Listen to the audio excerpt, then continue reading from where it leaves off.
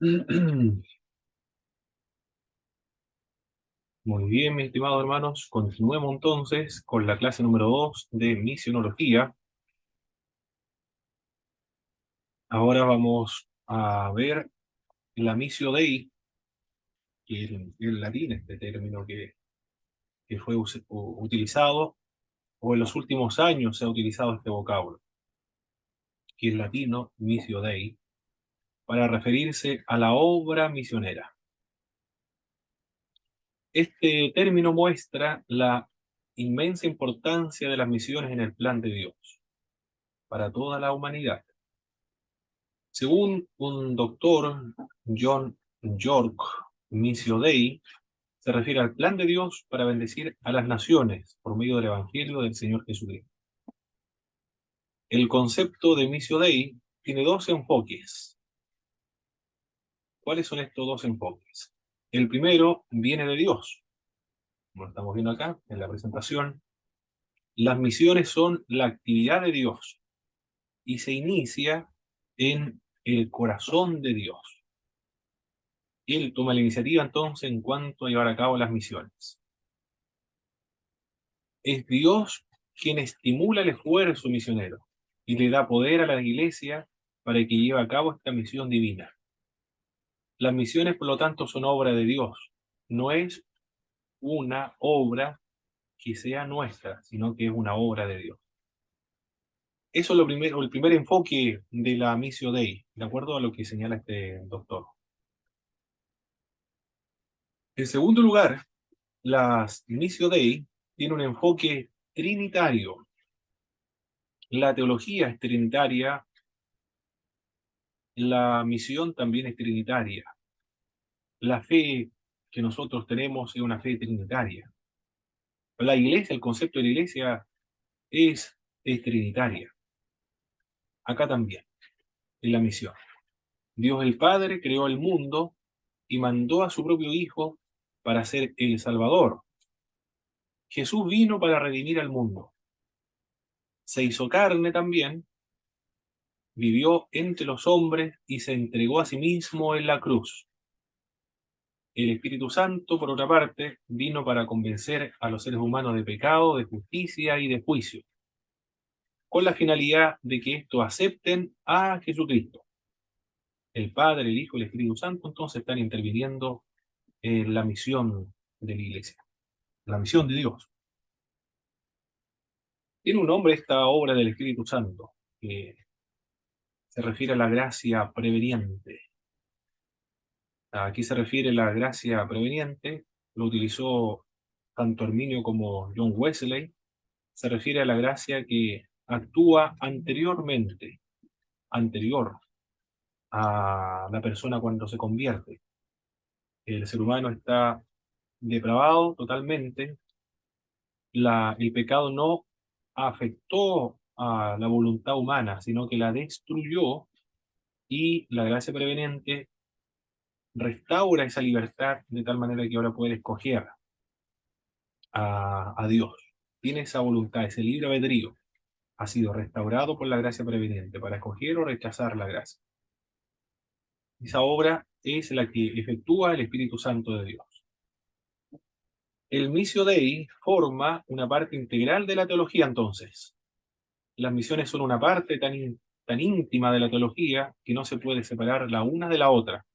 Cuando hablamos acerca de teología acá nos referimos a la teología sistemática, porque hay varias formas de estructurar la teología. Puede referirse a la teología mundial, la teología latinoamericana, entre tantas otras, pero aquí nos referimos a la teología sistemática. Está estrechamente relacionada con la teología sistemática. Vamos a ver cómo la misión forma parte integral en cada ramo de la teología sistemática. Por ejemplo, con respecto a la teología propia, tiene que ver con Dios. Teología es una reflexión, un pensamiento acerca de Dios. Teología propia, porque trata con la doctrina específicamente de Dios. Las misiones son el corazón de Dios entonces, está en el corazón de Dios. Surge de allí. El propósito redentor de Dios hacia toda la humanidad se manifiesta desde el Génesis, o se exhibe, se muestra desde el Génesis, y se extiende a través de toda la escritura hasta el libro de Apocalipsis. La antropología, que tiene que ver con la doctrina acerca del ser humano, el hombre es la razón de la misión. Aquí estamos empleando el término hombre en cómo se utiliza en el lenguaje castellano, el idioma castellano, el concepto de hombre, que es inclusivo, dijo Mario Vargas Llosa. Porque hay que tener cuidado, hay que explicar después por qué uno utiliza el término hombre y no bueno, puede ser hombre y mujer, como se hace actualmente. En la Global University, me acuerdo yo, en un libro de la doctrina, sí, específicamente esta de la antropología, decía el texto que vamos a utilizar en este ramo, en este apartado de la teología, la doctrina del hombre, porque es consecuente con el lenguaje bíblico, decía a Mario Vargas Llosa también le preguntaron con respecto al lenguaje inclusivo. Él se rió cuando habló acerca del lenguaje inclusivo. Dijo, en castellano, el término hombre ya se refiere, o inclusivo se refiere a la humanidad, del mismo modo como Adán, que se refiere a dama, humanidad, no en relación a, al sexo, si hombre o mujer, sino que se refiere a la humanidad completa. El hombre, en ese sentido, utilizo el término hombre acá. Eh, es la razón de las misiones, el propósito de las misiones. Con respecto a la soteriología, tiene que ver con la doctrina de la salvación. La misión existe porque el hombre necesita la salvación. ¿Por qué necesita la salvación? Tanto el calvinismo como el arminianismo señala que está depravado totalmente. Tanto lo uno como lo otro, tanto los calvinistas como los arminianos concuerdan acá que el hombre está totalmente depravado. Perdió toda la voluntad para inclinarse hacia Dios y perdió todo el libre albedrío para tomar decisiones, libre albedrío en temas espirituales, temas religiosos, de fe, de buscar a Dios, lo ha perdido totalmente. Esa es la razón, porque se encuentra totalmente depravado. Por medio de los esfuerzos misioneros, el mensaje de salvación llega al ser humano. Por eso es importante las misiones, porque no se van a convertir a menos que escuchen el mensaje, porque la fe viene por el oír, y el oír la palabra de Dios. Para que se produzca esa salvación, tiene que llegar el mensaje. Podemos seguir ahondando más en este tema de cómo es que se produce la salvación. Tiene que producirse la fe y el arrepentimiento, para que se produzca la salvación. Fe y arrepentimiento. Si no hay fe y no hay arrepentimiento, no hay salvación. También acá hay dos grupos dentro del cristianismo el que discuten este tema, cómo es que el orden de la salvación. Eh, Algunos grupos señalan que Dios primero regenera totalmente a un grupo, que son los de la línea calvinista, lo regenera totalmente. Y cuando lo regenera, entonces el hombre puede creer y arrepentirse, y así se obtiene la salvación. Pareciera que indicar esta idea del calvinismo, pareciera indicar que primero Dios lo salva para creer, y no cree para salvación. Pareciera que esa fuera la idea. En el punto de vista arminianismo hay una regeneración, pero parcial o por medio de la gracia preveniente. Le da la libertad, le restaura la libertad para escoger. Si escoge, entonces se le da el don de fe y el don de arrepentimiento. Cuando se le da el don de arrepentimiento, el don de la fe, porque lo ha escogido libremente, entonces se produce la salvación. Pero el mensaje siempre, tanto los unos como los otros, calvinistas y arminianos, tiene que ser por medio de escuchar el mensaje del Evangelio. Por eso es importante el predicar el mensaje del Evangelio. En cuanto a la cristología, Jesucristo fue el primer misionero. Las misiones son uno de los resultados del Calvario. ¿Por qué fue el primer misionero? Y de hecho el primero en, en culturizarse, el primero en adoptar la ropa humana, encarnarse, se estuvo inmerso en la cultura humana, emprendió un idioma humano para poder salvar al ser humano. Él fue el primer misionero. Es decir, el modelo, el paradigma de todos los misioneros es Jesús de Nazaret. Y los resultados de las misiones se produjo en el Calvario. También La misión está relacionada estrechamente con la neumatología, tiene que ver con la doctrina del Espíritu Santo. En la actualidad el Espíritu Santo está en el mundo, convenciendo al ser humano de pecado, juicio y justicia, y también de la necesidad acerca de un Salvador. A eso se le llama esa acción previa de Dios en el ser humano para llevarlo al arrepentimiento, se le denomina la gracia preveniente, la gracia que está antes de que el ser humano crea. Con respecto a la eclesiología, la doctrina de la iglesia, la meta de las misiones es establecer la iglesia de Jesucristo en todo el mundo. Mire qué propósito más maravilloso esto, ¿ah? Que en todo el mundo exista una iglesia cristiana.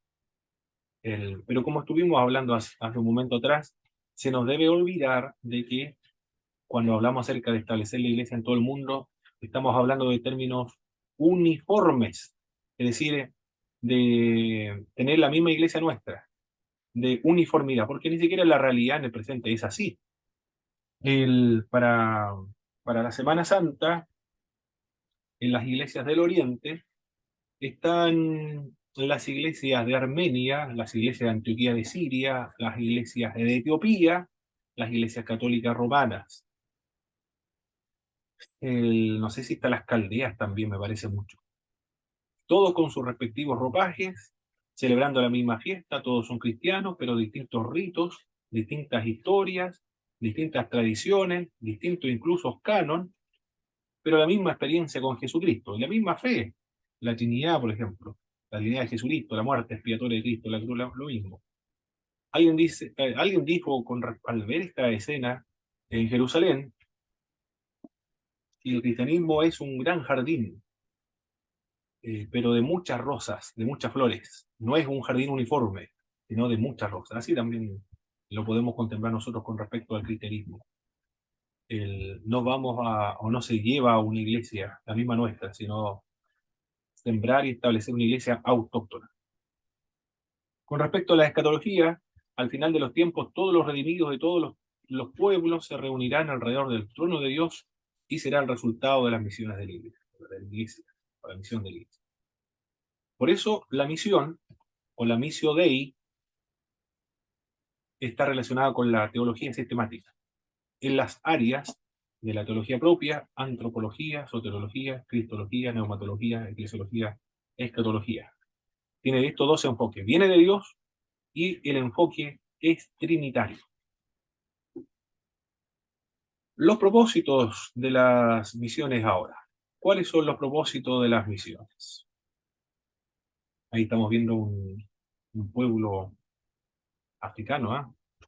La forma de vestirse, los patrones culturales que ellos tienen. Cada uno de estas formas de vestir tiene un significado muy importante. Uno de los propósitos de las misiones es glorificar a Dios. Eso lo dice tanto Salmos capítulo 67, Efesios capítulo 1, verso 3 al 6, para la alabanza de su gloria. Y en el Salmo 67, bueno, tengo este salmo, voy a buscarlo aquí. El Salmo 67. Dios tenga misericordia de nosotros y nos bendiga, haga resplandecer su rostro sobre nosotros, para que sea conocido en la tierra tu camino, en todas las naciones tu salvación. Qué hermoso el lenguaje, la forma de escribir, para que para que su nombre sea glorificado en toda la tierra y en todas las naciones, la salvación de Dios. El propósito entonces de las misiones, uno de los propósitos es este, glorificar a Dios. A Dios se le glorifica con la vida misma, en los cultos. El estilo de vida es una forma de glorificar a Dios. Y el propósito es que en todo el mundo experimente la salvación de Dios, en todo el mundo se glorifique a Dios para que sea alabanza de su gloria en todas partes. El más alto propósito de Dios al crearnos fue que viviéramos y existiéramos para su gloria. El propósito por el cual fue creado el ser humano fue para la gloria de Dios, para que manifestara, exhibiera, mostrara la gloria de Dios aquí en la tierra, por eso nos creó. De la misma manera, el fin primordial de las misiones es glorificar y magnificar a Dios. Las misiones son el medio por el cual entonces la gloria de Dios se hace real en todo el mundo, o se hace efectiva en el propósito de Dios. Por medio del esfuerzo misionero, los hombres llegan a conocer al Señor y a vivir también para su gloria. Es esencial que en las misiones todo sea hecho para la gloria de Dios. Ese es el primer propósito de las misiones, glorificar a Dios. El segundo, hacer la voluntad de Dios. El otro propósito para llevar a cabo las misiones, ejecutar las misiones. Ese texto de la Gran Comisión lo vamos a leer, por favor, mis hermanos. A ver, ¿a quién tengo aquí en la pantalla? Eh, Hermana Fabiola, por favor, vamos a darle lectura al texto de la Gran Comisión. Mateo capítulo 28, verso 18 al verso 20.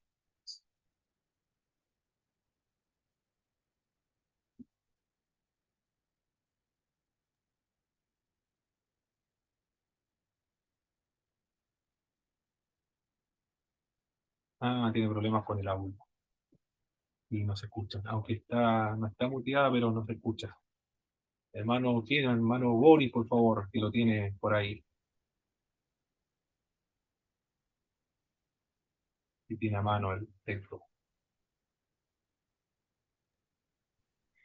Del 18 al 20, dice, y Jesús se acercó y les habló diciendo, Toda potestad me es dada en el cielo y en la tierra. Por tanto, id y haced discípulos a todas las naciones, bautizándolos en el nombre del Padre y del Hijo y del Espíritu Santo, enseñándoles que guarden todas las cosas que os he mandado. Y aquí yo estoy con vosotros todos los días hasta el fin del mundo. Amén. Perfecto. Ahí está el texto de la Gran Comisión. Uno de los propósitos de la misión es glorificar a Dios. El segundo, para hacer la voluntad de Dios. La Biblia revela, la Biblia, aquí es revelación de Dios, y de su voluntad señala que la voluntad de Dios es que participemos de las misiones. Las misiones de Dios se originó en Dios, la propicia Dios, la estimula Dios, pero Él quiere que nosotros seamos participantes de la misión, que eran privilegio el ser participante de la misión. En el libro de Apocalipsis dice que un ángel va a predicar el evangelio eterno a todo el mundo. Usa un ángel durante esa época de la gran tribulación en el libro de Apocalipsis. Mientras tanto, utiliza a los creyentes, a la iglesia. La Gran Comisión es un claro y contundente mandamiento a la iglesia. Y recuerde, no es a una denominación, es a todo creyente.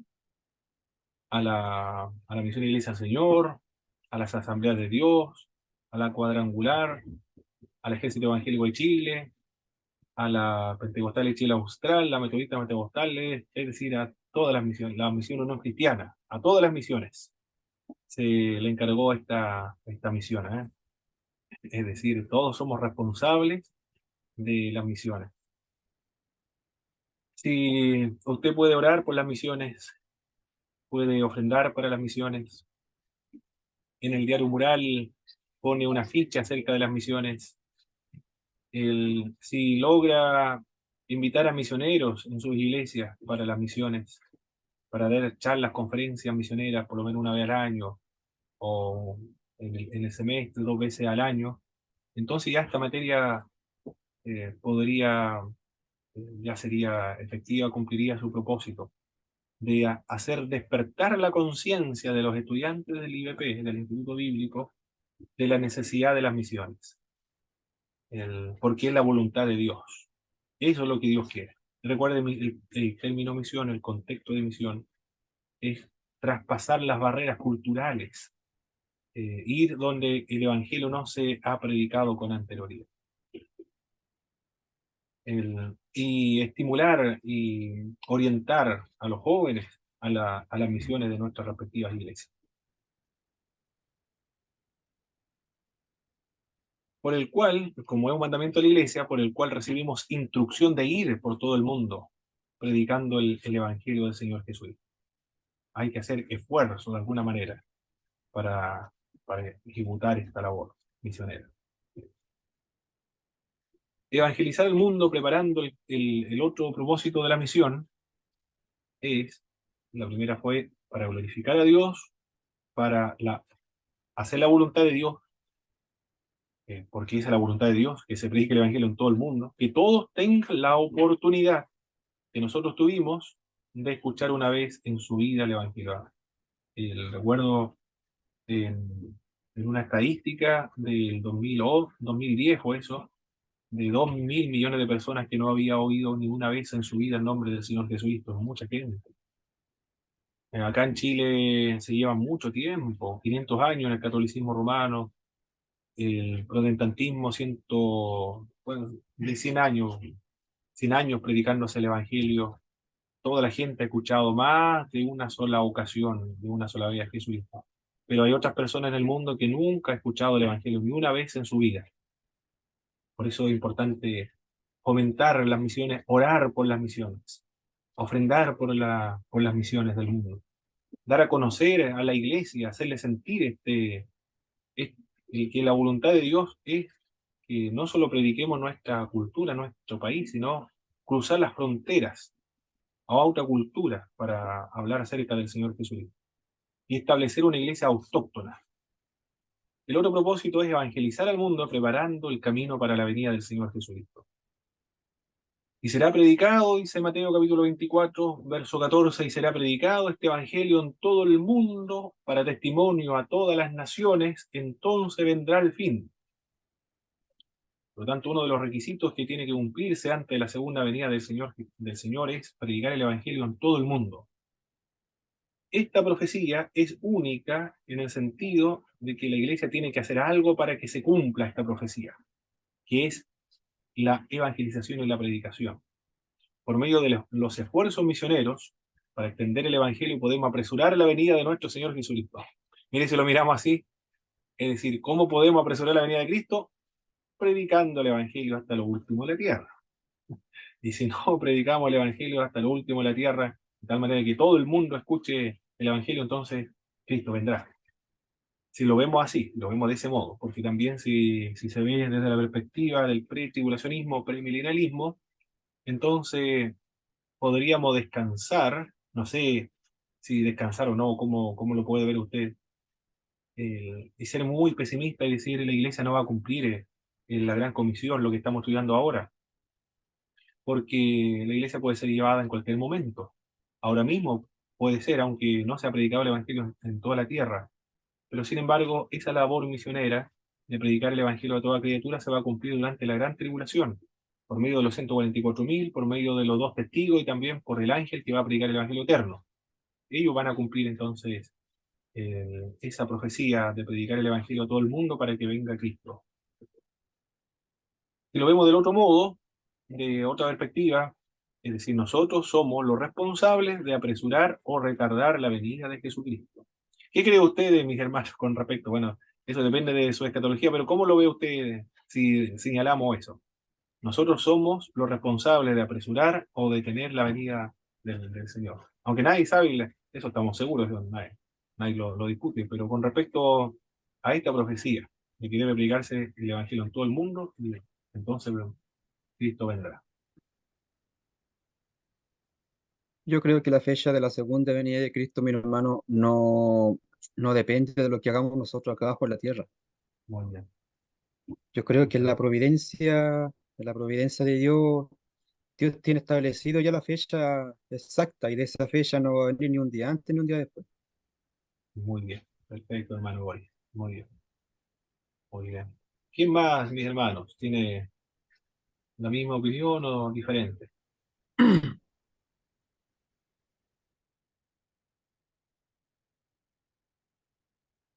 ¿Alguien más?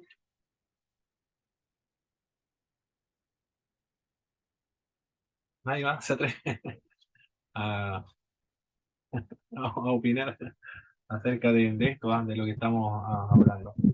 Hermana Ruth, parece. Bien, interesante esto, porque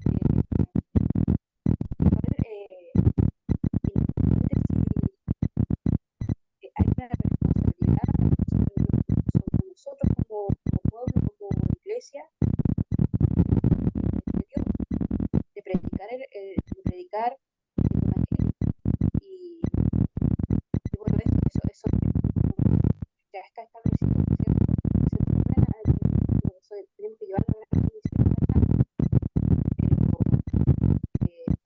mucha interferencia, mi hermana Ruth, con un ruido. No sé, debe haber un problema con el micrófono. Claro, sí, mi señal está bajita, está un poco mala. Pero le decía yo que también hay palabras que dice que los tiempos van a ser acortados a causa de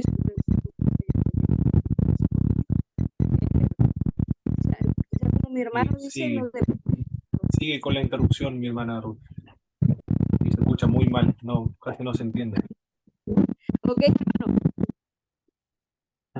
Sí, se escuchaba como un moscardón que estaba sobrevolando el micrófono. O con mucha interferencia, no sé, el micrófono será o el computador, no sé. Puede interferir la señal. Perfecto. Bueno, ahí vemos la glorificar a Dios. Uno de los propósitos de las misiones, hacer la voluntad de Dios y la evangelizar el mundo, preparando el camino para la venida del Señor Jesucristo en cumplimiento a esa profecía, y será predicado el Evangelio a todo el mundo, para testimonio a todas las naciones, entonces vendrá el fin. Los motivos ahora. Anteriormente eran los propósitos, ahora los motivos de las misiones. Aquí hay una imagen, recién lo saqué delante de un, parece que es bueno, del Oriente, no me acuerdo si era de China o de otros lugares, pero las vestimentas de otra cultura, otras tierras, los bailes tradicionales. El, el motivo es el corazón de Dios. Una de las motivaciones más poderosas para que los cristianos participen en la misión es el anhelo del corazón de Dios por alcanzar a todos los perdidos. Esto ya lo vemos desde el Génesis, recuerden. Génesis capítulo 3, verso 15. Después ya en la Torre de Babel, Dios se preocupa de todos los pueblos, y el llamamiento de Abraham, ahí es más claro, una profecía mesiánica, cuando le dice que por medio de ti serán benditos todas las naciones de la tierra. Por lo tanto, parte en el corazón de Dios. Y siempre ha estado contemplado esa intención de Dios de salvar a toda la humanidad. En la cruz se ve la evidencia de ese amor profundo de Dios hacia el hombre. Este amor se expresa por medio de las misiones. La pasión del corazón de Dios está reflejada en su deseo de que todos vengan al conocimiento del Señor Jesucristo. Todos vengan, mire, importante ese dato, para que todos vengan al conocimiento de Dios. Dios quiere que todos le conozcan. Dios no quiere que nadie se pierda, sino que todos procedan al arrepentimiento. Dios no quiere la muerte del que muere, sino de que el pecador se arrepienta. Dios murió por todos. Mire, todos los versículos bíblicos que hablan acerca de la intención de Dios es que todos crean, absolutamente todos crean. Bueno, no todos creen eso eh, tal cual como usted lo está escuchando, porque hay otros grupos que indican que Dios no quiere que todos se salven, sino que algún grupo nada más se salve, los escogidos. Y los otros, Dios quiere que se pierda. Bueno, sí, es terrible verlo así como determinista. Eh, en cambio, como lo enseñó Wesley y Arminio, le da la posibilidad al ser humano, al restaurar la voluntad de escoger entre creer o rechazar. Está en el corazón de Dios el motivo de las misiones, corazón, está ahí. Quiere que todo el mundo le conozca, todos sean salvos, todos lleguen al conocimiento de Jesucristo. Otro de los motivos de la misión de Dios que está en el corazón de Él es por amor al Señor. Eso fue lo que le preguntó Jesús a Pedro. ¿Me amas? En 3 oportunidades le dijo. ¿Me amas? Hoy en día nos hace a nosotros la misma pregunta. A todos nosotros nos dice, ¿me amas? Nos pregunta el Señor. Y en Juan capítulo 21, verso 15 al 19, Jesús confronta a Pedro preguntándole varias veces si lo amaba. Pedro le responde insistentemente, sí, tú sabes que te amo, le responde el apóstol Pedro. Entonces Jesús le dice, apacienta mis ovejas. Si amamos al Señor, este amor se traduce en una preocupación por las almas. el solidarizarnos con las misiones es una prueba del amor de Dios entonces. ¿Cómo probamos de que amamos a Dios? ¿Cómo evidenciamos que amamos a Dios? Al empatizar, al solidarizar, al tener la misma preocupación y amor de Dios por todo el mundo, no solamente por los chilenos, sino por todos los países, por los coreanos, por los islámicos, los pueblos islámicos, por los africanos, por los de Israel, por los de Palestina. Actualmente se ora solamente por Israel. ¿Y por qué no se puede orar también por Palestina, por Ucrania, por Rusia, por ejemplo? ¿Por qué no se puede orar por esos países también? El, para expresar el amor de Dios se puede manifestar al tener un interés por las misiones mundiales, orando por las misiones, ofrendando por las misiones, difundiendo, fomentando las misiones, estimulando las misiones, hablando de las misiones, predicar un mensaje misionero, cuando le corresponde a usted predicar algún mensaje misionero, invitarnos misioneros también, porque es participante y experimenta el amor de Dios por todo el mundo. Esa es la otra razón. ¿Qué le parece esa razón, mis hermanos? ¿Es estimulante o no? ¿O no es tan estimulante el participar en la misión, el empatizar, al solidarizar y al experimentar el amor de Dios por el mundo?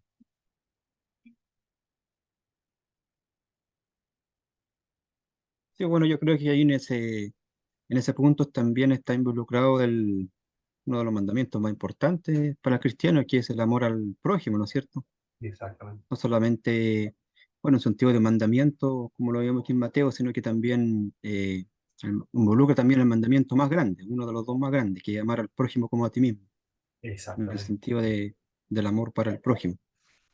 Correcto, correcto. Y aquí se manifiesta en lo más trascendental del ser humano, darle a otro la misma oportunidad que nosotros tuvimos de conocer a Cristo y de la cual otros están privados.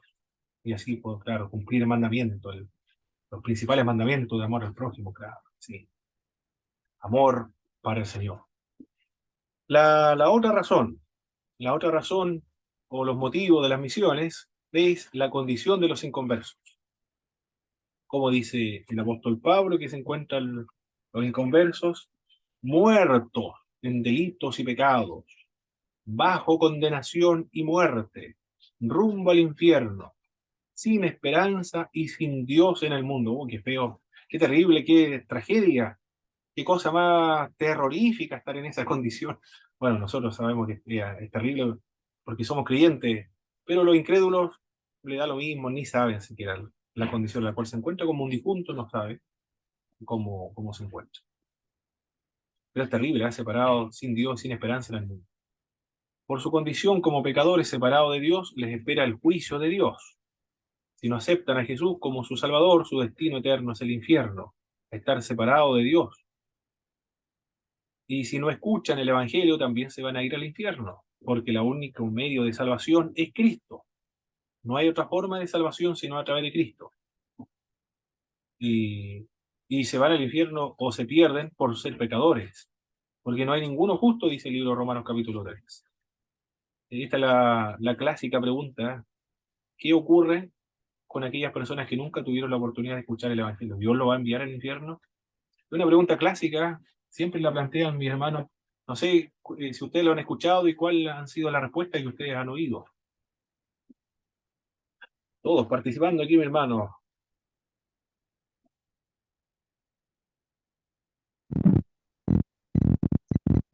Bueno, ya.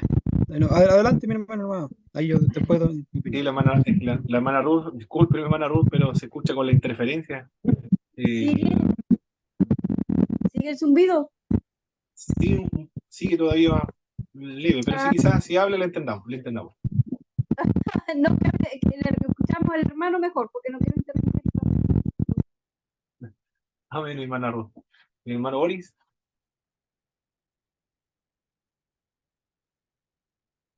Está muteado, mi hermano. Está muteado. Ya, ahora sí. Iba a buscar un versículo en cual me iba a basar en esto, pero ya que me dio la oportunidad, no puedo buscar el versículo. Ya. A ver, eh, las personas que nunca han escuchado el Evangelio, ¿qué pasa a ellos cuando mueren? Correcto. Bueno, según el libro de Romanos, capítulo 1 o 2, si mal no recuerdo, dice que Dios los juzgará por medio de sus obras, Mm, por la ley que está escrita en sus corazones. claro. ¿Ya? Sí. Cuando una persona, claro, no se muere sin escuchar el Evangelio, Dios lo juzga a través de las leyes que están escritas en sus corazones. Mm, sí, Si hicieron lo bueno o lo malo, o sea, según sus obras. correcto. Y así. Y, Hay otra interpretación, pero no sé, no me acuerdo. Que y según son Primera de Pedro juzgados. 4. ¿Ah? Son juzgados y se van al infierno porque no hay otro camino de salvación si no es creyendo en Cristo.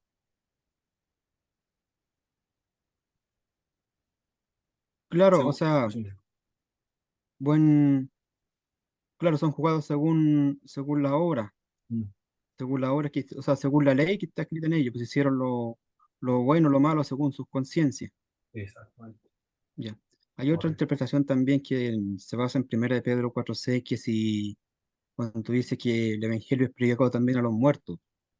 Ya, Y dice sí. esta interpretación que a las personas que no escucharon el Evangelio en vida, después de muertos se les predica. Y Correcto. el mismo Jesús que les predica. Aunque yo no he Correcto. escuchado mucho apoyo en esa interpretación, pero no sé. Yo me apoyo más en la primera. Sí, Tiendo yo más en también, creer en yo eso. también. Porque la otra dos son pasajes más complejos de interpretación. Claro, hay otra interpretación igual que se da en ese versículo. Muy bien. ¿Nadie más o sí? ¿Escucha mi Hermana, micrófono? hermana Fabiola, sí, ahora se escucha, hermana. Ah, ya. Bueno, yo creo que ellos serán juzgados de acuerdo a lo que no saben. Perdón, porque yo creo que serán juzgados con menor severidad. Puede ser, sí, puede ser, con menor severidad. Porque eso es lo que dice Cristo, será más tolerable el castigo para Sodoma y Gomorra que para esta generación que habiendo oído el mensaje no se arrepintieron. Porque estos pueblos, si hubiesen escuchado y visto lo mismo que aquí se vio, se hubiesen arrepentido. Claro, puede ser eso, serán con menor severidad. Bueno, cada uno según sus obras, porque los que no escucharon eran terribles, como Genghis Khan, por ejemplo, o los emperadores antiguos. ¿Quién puede ser? Sargón, por ejemplo, Salmanasar, Tiglat-Pileser. Oh, el Señor Jesús. Terrorífico esa gente. No escucharon el Evangelio de Cristo, por lo tanto, eso sí que se van a ser juzgados terriblemente. ¿Ah? Eh, Bien, la condición de lo inconverso. Esa es la razón por la cual se debe predicar, porque el único camino de salvación es por medio de Cristo. Hay, sin embargo, otros autores, mis hermanos. Estos libros son poco conocidos, poco estudiados, ni tampoco lo he comentado, ni lo he mencionado. Ahora resulta la ocasión para mencionarlo. Hace tiempo me lo compré este libro de una librería San Pablo, parece que en alguna parte lo compré. Teología de las religiones. Lo mandé a pedir allá al Verbo Divino de Santiago. Porque lo compré este libro para la materia de misiones mundiales.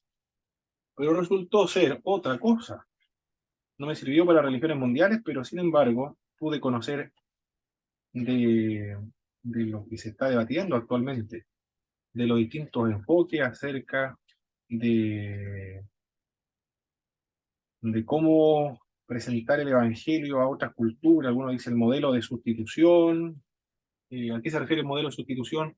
Se va a predicar, se sustituye el Evangelio por otra religión totalmente. El modelo del cumplimiento, el Evangelio es el cumplimiento de todas las otras religiones. El modelo de la reciprocidad, deben convivir las otras religiones. El modelo de aceptación, se debe aceptar las otras religiones. Así dice. Uno de estos autores de estas posiciones es que Karl Rahner, me parece mucho que uno de ellos, que son universalistas. Dicen ellos que todas las personas son salvas por medio de Jesucristo, aunque no lo conozcan. Pero si son fieles a su religión, ellos son salvos y llegan a Dios y experimentan a Dios, aunque no conozcan a Cristo. Porque si llegan a Dios y conocen a Dios, experimentan la vida, la salvación, por medio de Cristo, no por ninguna otra forma. Si son fieles a su religión, claro. En ese sentido, todas las religiones son salvas, en tanto sean consecuentes con su religión. Son distintos modelos acerca de cómo se ve en el diálogo interreligioso con otras religiones. Karl Rahner, un filósofo y teólogo católico romano, sostuvo ese punto de vista, o lo citan ahí por lo menos. Hans Küng también tendió a pensar esa misma idea. Nosotros los conservadores, los evangélicos, hablando de los evangélicos conservadores, si no conocen a Cristo, no se convierten a Cristo, no hay forma de salvarse, porque eso dice la Biblia, que el único camino al Padre es Jesús. Y por eso precisamente mandó a la iglesia a cumplir la gran comisión, porque no hay otra forma de salvarse si no fuese así. Entonces mandaría a fomentar todas las religiones del mundo para que todos sean fieles en sus propias religiones y no nos mandaría a nosotros este gran esfuerzo de las misiones mundiales. Bueno, yo creo que todos opinan exactamente lo mismo, que por medio solo de Cristo hay salvación, porque todos somos de iglesias evangélicas, tradicionales o conservadoras. El, la otra, el otro motivo de las misiones es Cristo el único camino. Es imperativo que participemos en la obra evangelizadora en el mundo, porque Cristo es el único camino al Padre. No hay otro camino, no hay otro nombre, me gusta lo que dice el apóstol Pedro en Hechos, no hay otro nombre bajo el cielo dado a los hombres en quien podamos ser salvos. Me gusta ese texto bíblico. Cuando salimos a la calle lo menciono, no me toca predicar en la calle. El texto bíblico siempre lo menciono, me gusta mucho, porque es verdad, el único camino al Padre, no hay otro Salvador, no hay otro mediador, no hay otro nombre dado a los hombres. La verdad de que Cristo es el único medio para la salvación de un mundo perdido es una gran motivación que nos lleva a predicar a Cristo a todo el mundo. Eh, Estos son los motivos, las motivaciones a la iglesia para estimularla a las misiones mundiales. O a la misión, cuando hablo de misión a todo el mundo, la idea es cruzar otra barrera cultural. Y una deuda, el apóstol Pablo dice, a griegos y a no griegos soy deudor. Cuando, ¿cómo se siente usted, hermanos y mi hermana, cuando tiene usted una deuda? Mal, Inquieto, preocupado. inquieto. No se puede dormir. Horrible, Porque dice. te tiene el sueño. No se puede dormir tranquilo. Claro, yo no puedo dormir tranquilo cuando estoy con una deuda. Está mal, inquieto, angustiado, no se puede dormir tranquilo. ¿Cómo se siente usted, hermano Claudio, hermano Boris, hermano Juan, o hermano Ismael, cuando está con una deuda? Inquieto. Inquieto, claro.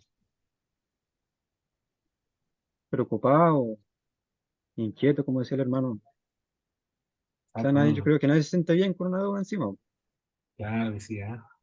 La conciencia nos acusa, Nos acusa la conciencia, claro. Pero hay otro que no le importa eso, estoy ¿ah? robado.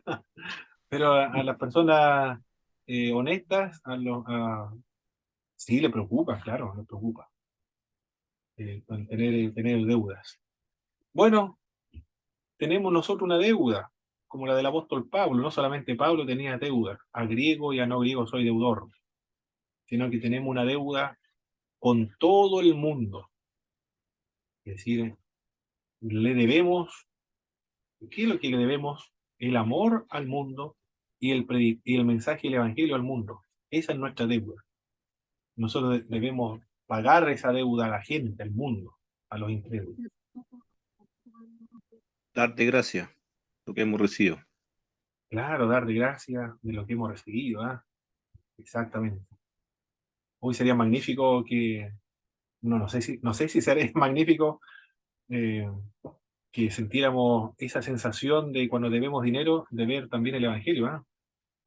No sé si sería muy angustiante o no, no sé cómo sería emocionalmente eso, muy angustiante. Eh, pero la oración ya por las misiones, si usted realiza sus devocionales diarios y tiene un cuadernito por ahí, yo tengo un cuadernito por aquí, este es el de oración, ahí tengo las personas, y ahí están las misiones, para hacer algo con las misiones, aparte de dar el curso de misiones de Instituto Bíblico y tenerlo en la malla curricular, también orar por las misiones, ya es una contribución. Si usted incluye las misiones en sus oraciones diarias, en sus devocionales diarios, ya esta materia cumple con el propósito por el cual existe, está dentro de la malla curricular. Y sembrar esa conciencia de las misiones del mundo, por el mundo. El cristiano que ha recibido abundantemente de las maravillosas gracias de Dios tiene que humildemente confesar que es deudor. Pablo no es deudor de Dios, sino que es deudor de otros pueblos y a otros grupos. Siendo que Pablo se siente deudor, su reacción es salir para anunciar el Evangelio. Y lo hace hasta el lugar el extranjero. El apóstol Pablo, él quiere, todo el Medio Oriente lo sembró con el Evangelio, y después quiere ir a Roma, pero quiere establecer Roma como su centro de operaciones misioneras para luego ir a España. Y si está pensando en España, lo más probable es que quiera cruzar el estrecho de Gibraltar y sembrar todo el Mediterráneo norte, parte sur del Mediterráneo, el norte de África, del Evangelio, es decir, rodear todo el Mediterráneo con iglesias cristianas. Eso es lo que quiere hacer el apóstol Pablo, porque se sentía deudor en todo el mundo. Como deudor, entonces somos algo que debemos hacer, anunciar y esparcir el Evangelio por todo el mundo. Tremenda tarea de los creyentes. Es una responsabilidad el ser creyente. El cristiano, cuando nos convertimos a Cristo, nos comprometimos con Cristo, con su obra, y participar en su obra. Esa obra es las misiones mundiales. La iglesia es, una de las marcas de la iglesia es la predicación del Evangelio. Esa es una, la predicación del Evangelio. La otra marca de la iglesia es la, la didáctica o pedagógica o la enseñanza, enseñar, instruir, capacitar, profundizar la fe cristiana. Por eso están las escuelas bíblicas, los estudios bíblicos. Claro que son pocas horas los estudios bíblicos. ¿Ah? En algunas iglesias el estudio bíblico son predicaciones y otros estudios bíblicos en las iglesias son testimonios. Claro, tiene que ser estudios bíblicos donde se estudie bien la Biblia. Pero igual son muy pocas horas. En la escuela dominical, mi hermano, ¿cuántas horas estudia la Biblia o doctrina bíblica o estudios, sí, estudios de las Sagradas Escrituras? Hermano, Sí. en la iglesia que yo asisto, a la cual yo pertenezco, el día martes no se ¿Mm? hace servicio. Esas horas que se ocupan en otras iglesias para servicio de culto, ¿Mm? acá se hace estudio bíblico todos los martes. Ah, Si el perfecto, pastor estudia, bueno, yo no puedo estar porque estoy acá, correcto. pero son como dos horas y media, más o menos, que se estudia la Biblia Ah, todos los muy martes. bien. Y los hermanos asisten igual como ir al servicio, ¿les gusta? Y bueno, mire, Sí, se suspende el servicio solo buena y estrategia. todos los martes, todos, no se para, a no ser que el pastor tuviera un viaje, Ah, ok, pero él buena tiene que ir estrategia. a estudio bíblico. Buena estrategia Sí, para educar, porque es una marca de la iglesia, es una tarea responsabilidad de la iglesia. La evangelización, la educación, el servicio social igual. El otro propósito de la iglesia, el servicio social y las misiones. Es decir, lo que estamos estudiando aquí es una responsabilidad esenciales de la iglesia. La misión es la otra. Eh, Estos son los motivos entonces o las, perdón, me fui, adelanté acá, era motivo de las misiones. El corazón de Dios, amor para el Señor, la condición de los inconversos, porque Cristo es el único camino, de acuerdo a lo que señalamos nosotros los cristianos evangélicos.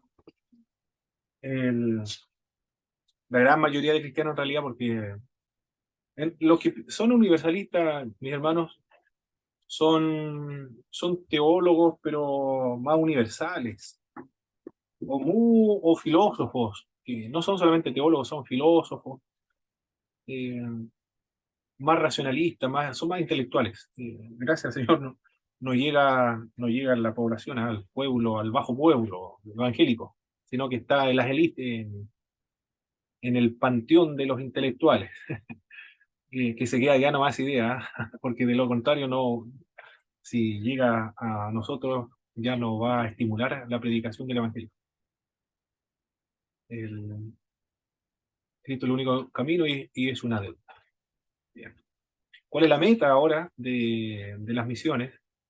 Ahí en África, debajo de un árbol, están predicando el evangelio. Muy sencilla la iglesia, ¿eh? Debajo de un árbol. Y todo descalzo. Esa es la iglesia, una de las tantas iglesias en África. Recuerdo un video que veía hace mucho tiempo de unos ancianos, bueno, no eran tan ancianos, adultos mayores, nada más, jubilados. Tenían unos 60 años más o menos. No sé, quizás ustedes lo vieron, el título no recuerdo, pero se fueron a Papúa Nueva Guinea a las misiones. Ellos se sentían muy incómodos porque decían, somos muy ancianos, ya debíamos haber sido misioneros cuando eran más jóvenes.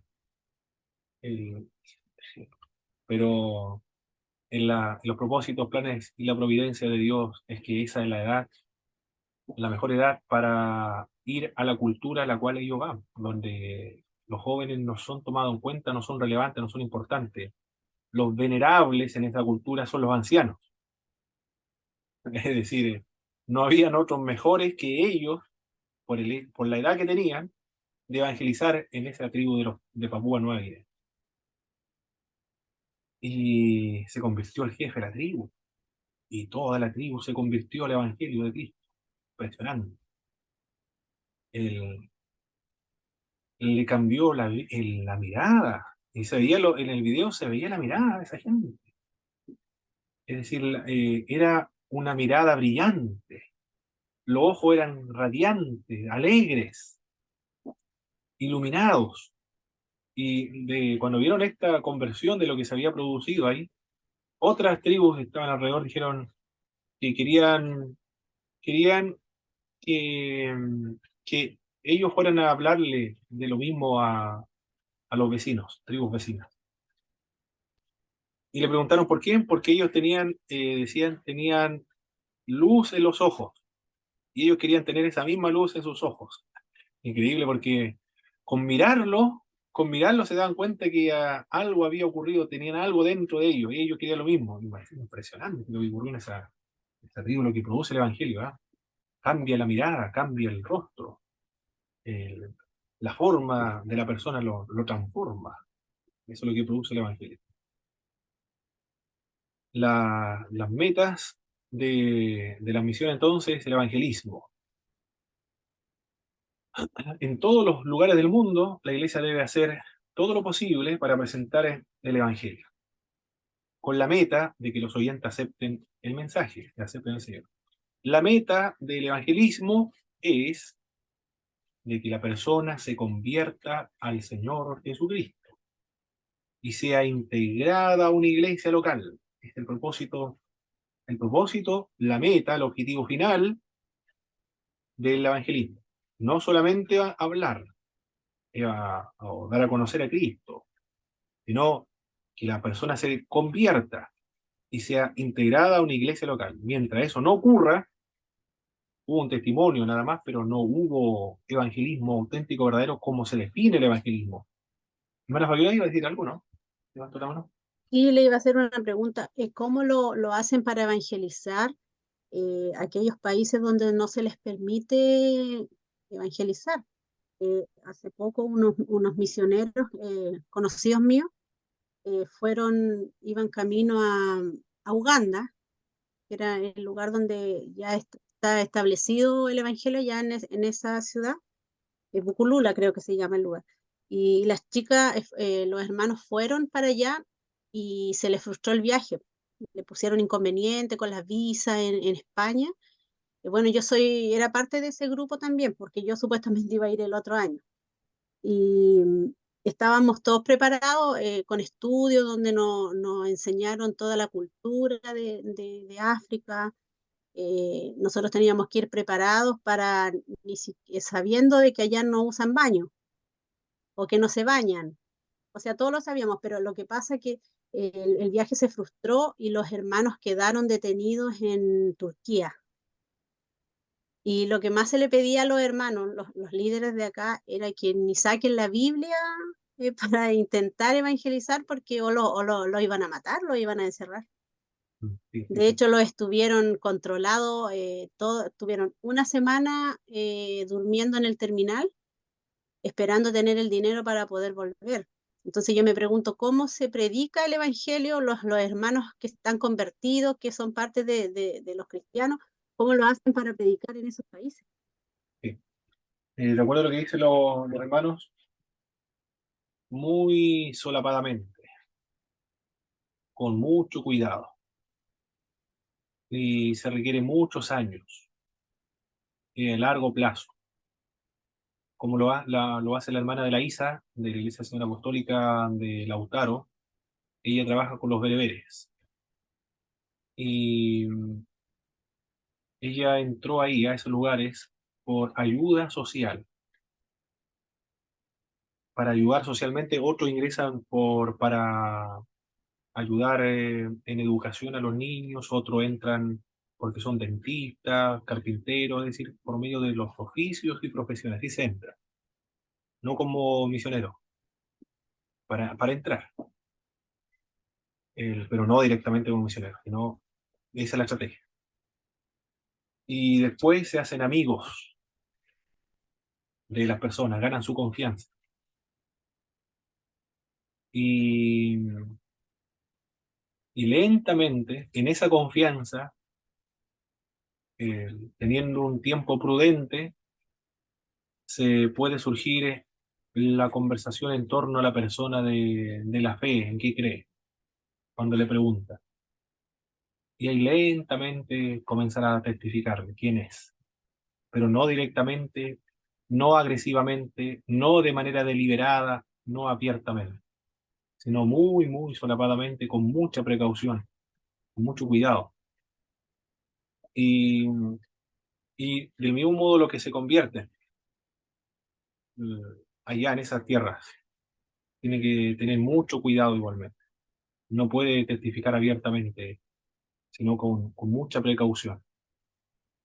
Los nombres de los misioneros son cambiados y la forma de comunicarse con ellos es hablando en clave, por no hablar, no mencionar el nombre de Dios, de Jesús, del Espíritu Santo, de Biblia, sino emplear capitán, por ejemplo, temas claves como eso, capitán, o la paloma, o Corán o libro, por ejemplo, pero no hablar en esos términos en Internet, porque también en Internet es peligroso escribir correos electrónicos, eh, con mucho cuidado.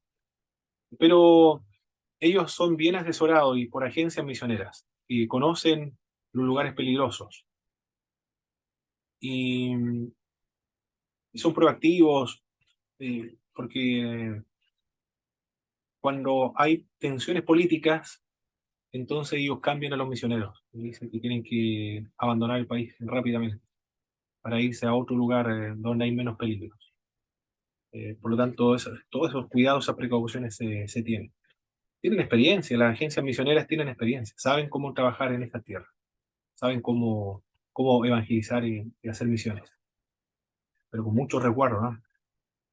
Del mismo modo, en Colombia, en las selvas colombianas, donde está el narcotráfico y la guerrilla, yo le pregunté a los pastores en Colombia y le dije, y con respecto a la droga, a- al tráfico de la droga, ¿cómo ustedes predican en sus iglesias? No, nosotros no nos involucramos en esos temas, me dijo. no predicamos nada relacionado con ese tema. Porque, mira, ellos han sobrevivido ahí. Y si han sobrevivido por tiempo es porque han tomado los resguardos de las precauciones. Porque es muy peligroso. Porque han matado pastores ahí en esa y han enviado también, envían ellos a personas que van a estudiar el mensaje de los pastores, infiltrados de la guerrilla y del narcotráfico. Todos ellos se infiltran en las iglesias para ver quién es el enemigo y quién predica el evangelio que no tenga, que no sea un enemigo para ellos, para su negocio. Tienen mucho, mucho cuidado. Y hay algunos pastores con el tráfico de armas, por ejemplo, que le dan ofrendas, poderosas ofrendas, millones de pesos, pero como ellos saben de dónde viene, entonces no lo reciben. El que lo recibe ya está condenado a ese pastor, eh, porque ya entró dentro del juego del lavado de dinero, dentro de la mafia. Y tienen iglesias grandes, iglesias modernas, iglesias de lujo, buenos vehículos, buenas casas, pero, pero ya no pueden salir de ese mundo. Ya son evangélicos, pero están ya trabajando con la mafia, con la drogadicción. No, es peligroso en esos lugares. Hay que saber manejarse la experiencia, ellos saben cómo manejarse en esos mundos. Bueno, estamos viendo acá del evangelismo. El evangelismo se termina cuando la persona se, se compromete con una iglesia. Eso es. El discipular, la otra meta de las misiones. El evangelismo lo primero, lo segundo, el evangelismo, cuando la persona se convierte, es incluida, integrada a la iglesia local. Y si no hay iglesia en las misiones, bueno, va a establecer una, pero recuerden, la característica de esta iglesia, autóctona, y discipular a los creyentes. Pero los pasos previos son estos. Los pasos previos son evangelismo y discipular. El discipulado está completo hasta que el discípulo se convierta en un discipulador. Hasta que el discípulo no haga nuevos discípulos, no ha concluido esta etapa del discipulado. Muy importante, ¿eh? El discipulado de los creyentes, muy importante. Es una etapa de la reproducción. Los padres tienen que cuidar al bebé, alimentarlo, protegerlo y al crecer tienen que enseñarlo. Del mismo modo acá en el evangelismo y el discipulado. Como el evangelismo, el discipulado es esencial en las misiones, porque ahí se va a establecer la doctrina cristiana, la fe cristiana, el compromiso cristiano, la disciplina cristiana se le va a enseñar en el proceso del discipulado. El discípulo incluye el proceso de enseñarlo, guiarlo, aconsejarlo, ayudarlo en llegar a ser cristianos maduros, firmes en el Señor, porque van a tener experiencias con el Señor, que tienen que ser guiadas y encaminadas. Algunas experiencias que no van a ser de Dios, sino que van a ser de, puede ser de ellos mismos, pero ahí requiere el consejo, la madurez de una persona mayor en el Evangelio. El proceso de discipulado puede ser lento, requiere de mucho tiempo, requiere de paciencia. Miren las características del discipulado, ¿eh? Tiempo. Es lo que menos tenemos nosotros hoy día, ¿eh? Quizás por eso no se hace mucho discipulado, porque lo que menos tenemos es el tiempo. Los pastores se quejan de esto, ¿eh? De los hermanos no tienen tiempo, los hermanos. Para llevar a cabo las actividades de la iglesia no hay tiempo. Y la paciencia también, porque es lento. Se requiere mucha paciencia para el discipulado. Esta etapa demanda más tiempo y esfuerzo que el proceso de evangelismo. Algunos pastores me dicen, yo sería tan feliz si solamente fuera evangelista, porque el pastorado es como el proceso del discipulado, es a largo plazo, a largo tiempo, lento, paciencia, agotador, es un esfuerzo. El evangelista es sencillo su trabajo, ¿eh? Porque el evangelista va a una iglesia que no conoce, predica a personas que no conoce, y se convierte en personas que no conoce, y después se va sin jamás conocerlos. Es decir, hizo el trabajo, es sencillo ese trabajo del evangelismo.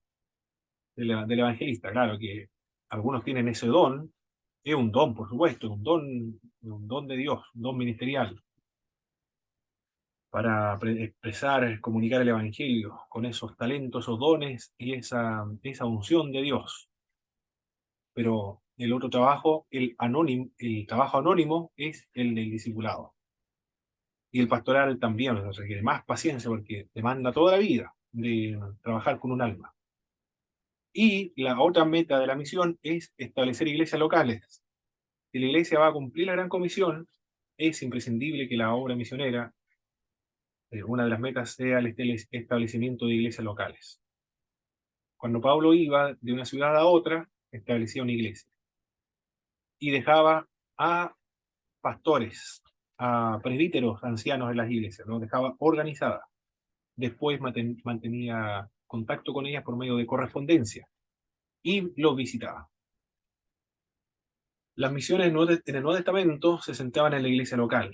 Una de las metas fundamentales de los esfuerzos misioneros del siglo XXI, entonces, dice Larry Page, parece, o algunos de los libros de misiones, uno de los esfuerzos misioneros del siglo XXI tiene que ser establecer iglesias locales. ¿Y cuáles son las características de estas iglesias locales, mis hermanos, que debe reunir cuando se establezca una iglesia en el concepto de misiones?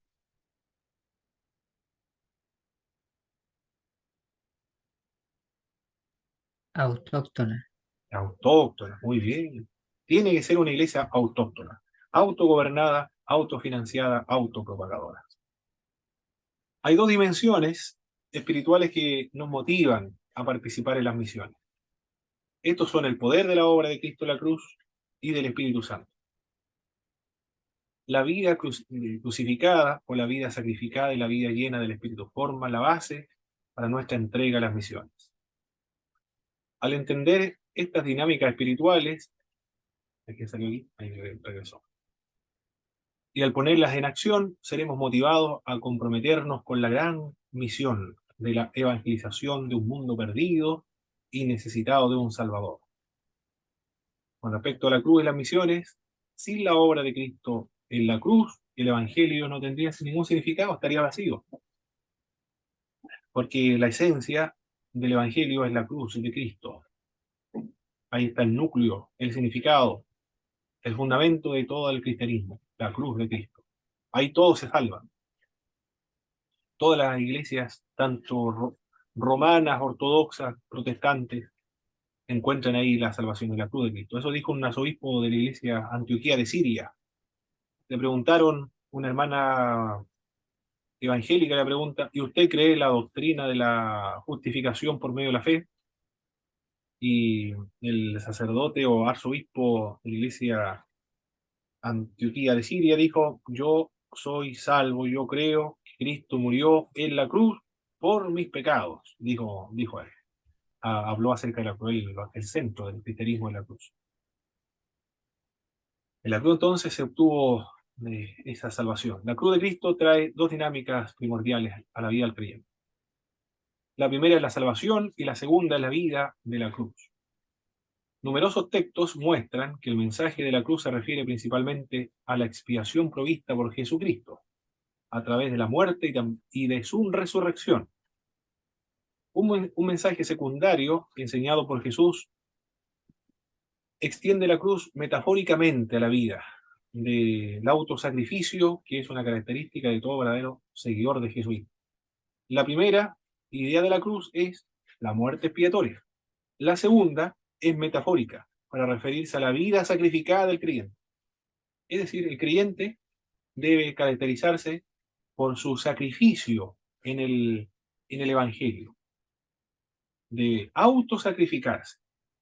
Eso es lo que dijo Cristo, no solamente lo dijo Cristo, el apóstol Pablo dice, con Cristo yo estoy juntamente crucificado, ya no vivo yo, más Cristo vive en mí.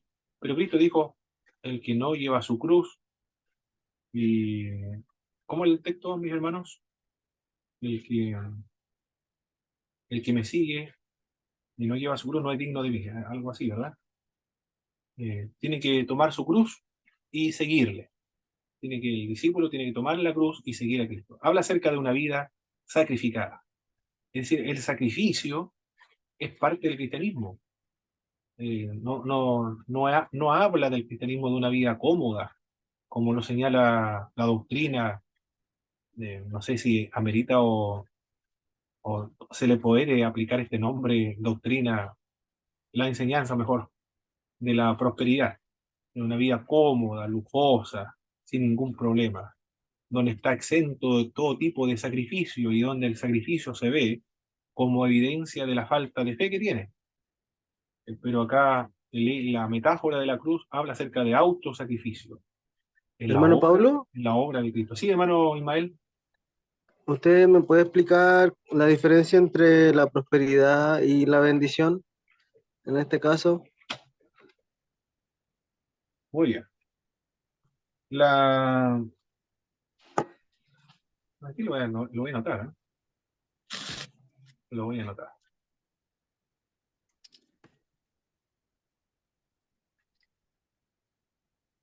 Lo voy a anotar.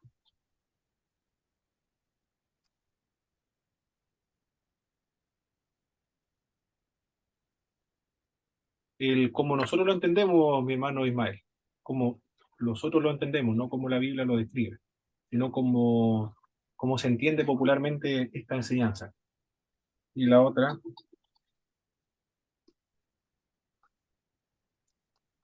espiritual.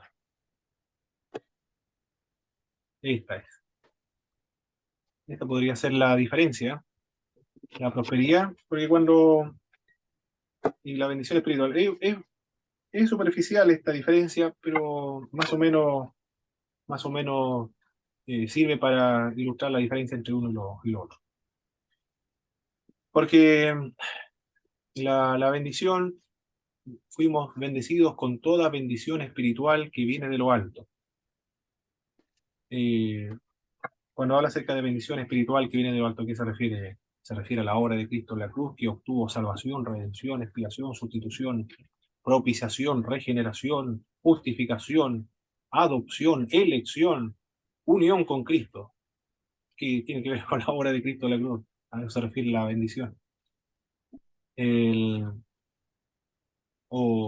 También en la Biblia se habla acerca eh, de bendición en el Antiguo Testamento de temas materiales, pero en el Antiguo Testamento en la doctrina de la retribución, basado en Deuteronomio 27-29. Lamentablemente, la doctrina de la prosperidad, la bendición, a lo que nosotros, como lo estoy definiendo yo acá, a la bendición lo cambia por material. Esa es la diferencia. Esa es Hermano Pablo, la gran diferencia. Sí, sí, la palabra hermana, ser próspero, ¿en cuál de los dos cabería, en prosperidad o bendición? el ser próspero. El término de prosperidad se puede referir a los temas económicos también como el Antiguo Testamento. El Antiguo Testamento habla acerca de que prosperen todas las cosas, así como prospera tu alma, por ejemplo, en la traducción de la Reina Valera de 1960, en Juan. Ahí habla acerca de todas las cosas, incluyendo el elemento material. Pero no solamente eso, sino como prospera tu alma, también se refiere a la parte espiritual ahí. Eso es más integral en la Biblia. Pero la doctrina de la prosperidad lo que ha hecho es que toda bendición es material, absolutamente todo. Eso es lo primero, el énfasis. Pero el otro problema de la doctrina de la prosperidad es que los cristianos pobres, económicamente, materialmente, porque la doctrina de la prosperidad todo lo ve en conceptos materiales, los hermanos que son pobres económicamente, le falta la fe. Eso es lo que dice. No tienen fe. Y están bajo maldición. Mire lo que están diciendo. Están bajo maldición. Y no solo eso. Mire, mire, todo lo que, por eso que esta doctrina de la prosperidad es una doctrina tan perversa, eh, tan terrible, que dicen, no solamente le falta la fe a los creyentes, que son pobres ya, el hecho ya de tener pocos recursos económicos ya es algo dificultoso para los hermanos, pero después le dice que no solamente le falta la fe, sino que están bajo maldición.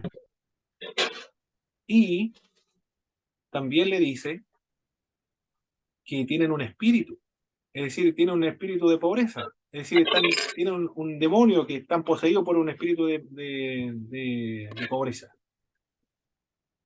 Es decir, la culpa que se le siembra y se le imputa a los creyentes es terrible.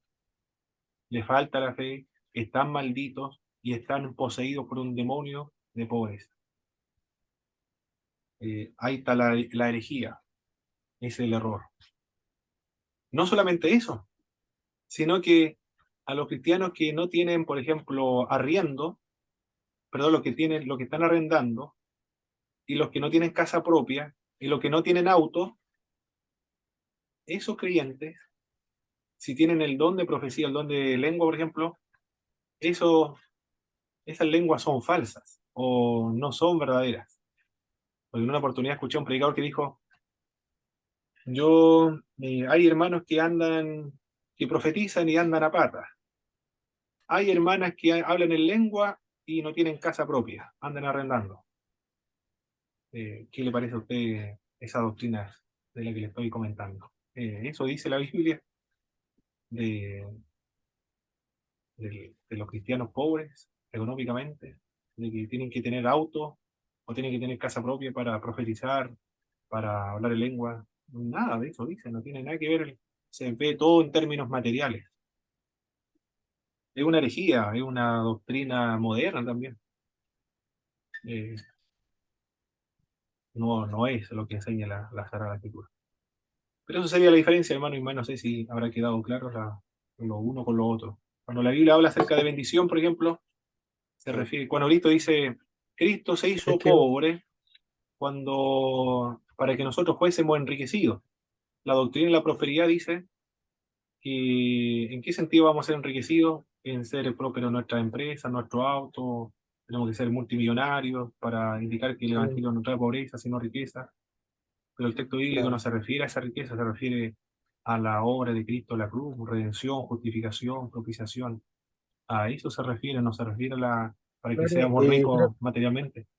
yo creo, mi hermano Pablo, igual la riqueza espiritual es lo que es nuestra morada eterna, yo creo también, pues, las cosas celestiales que, que habla también en Mateo 6:1 de que no esperéis vuestra recompensa en esta tierra.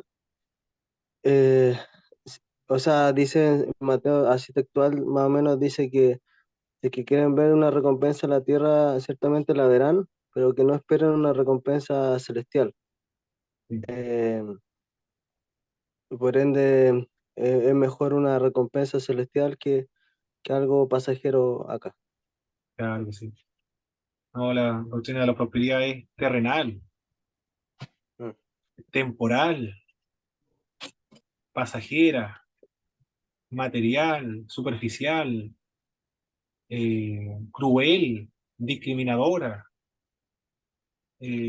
antibíblica, eh, ¿qué más? Postmoderna, individualista, competitiva, hiperindividualista, excitista. Nada que ver con la cultura bíblica, es realmente algo extraño. No sé cómo llegó esa doctrina a nuestras iglesias.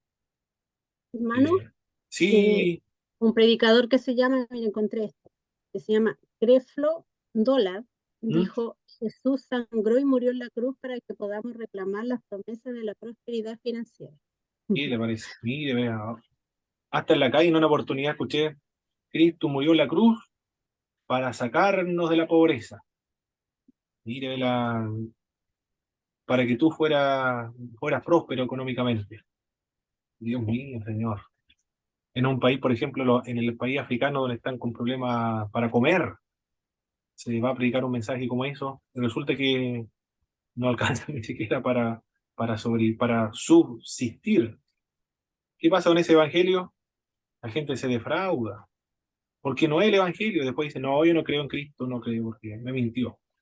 Me dijo que me iba a sacar de la pobreza y resulta que no tengo ni siquiera para ser sustentado económicamente. No, es una mentira. Por eso la gente se defrauda del evangelio, porque no es el evangelio, es otro evangelio, no el evangelio de Cristo. Muy bien. ¿Dónde estábamos nosotros? Ah, en el sacrificio, eso es lo que estamos hablando, del sacrificio. Mire cómo me fui, ¿ah? Me desvié. Otro.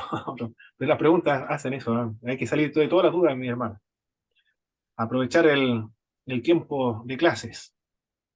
La dinámica de la vida crucificada tiene alguna implicancia en la vida del creyente.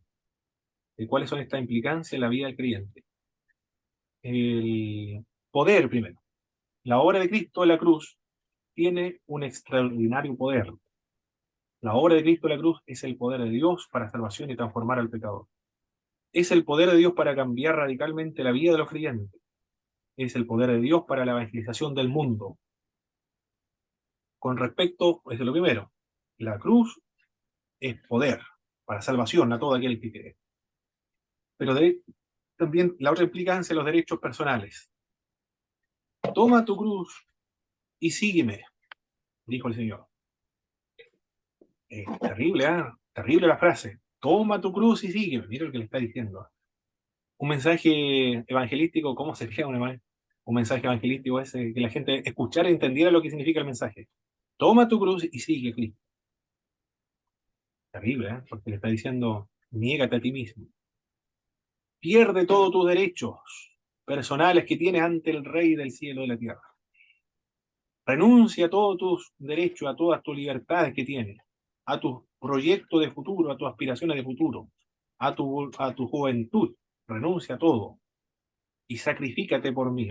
Qué tremendo. Pero esa es la verdad, esa es la invitación al Evangelio. No es otra cosa, esto es crucificarse, a morir. Al ser crucificado, a morir, a ser sepultado para una nueva criatura.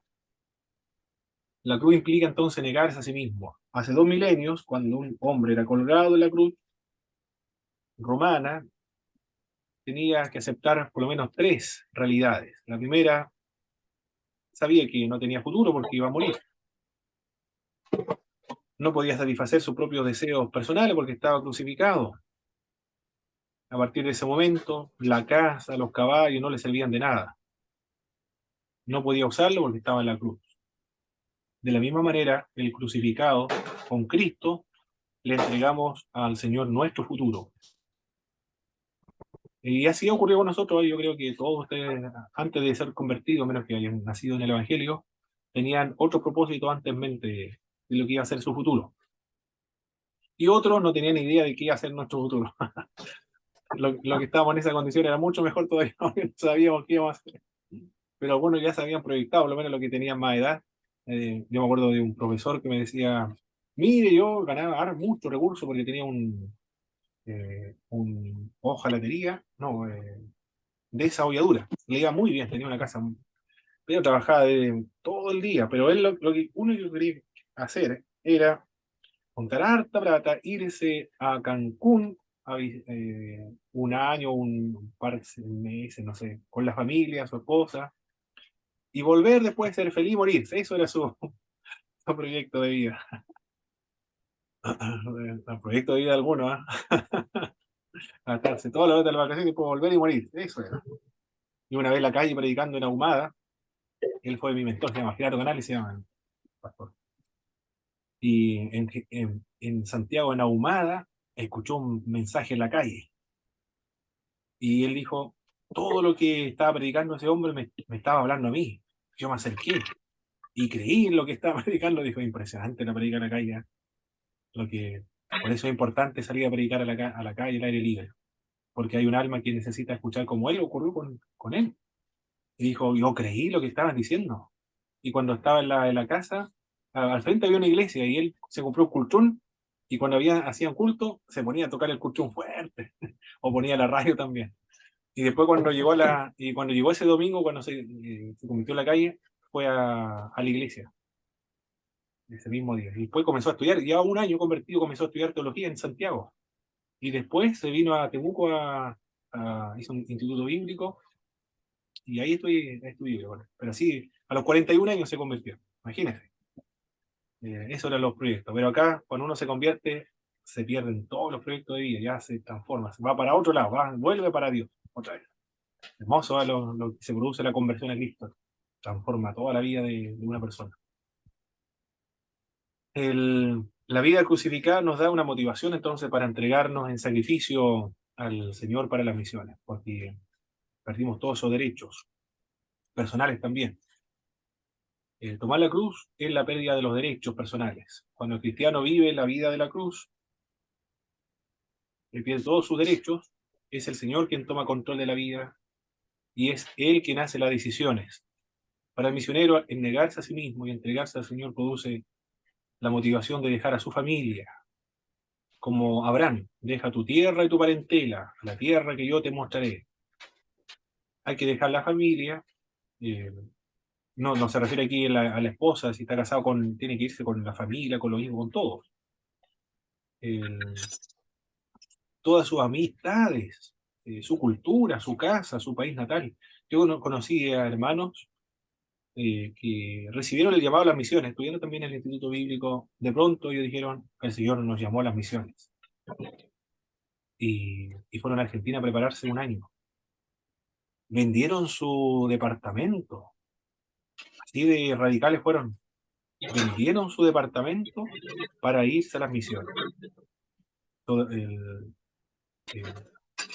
radical el cambio que hicieron, o la decisión que hicieron, impresionante.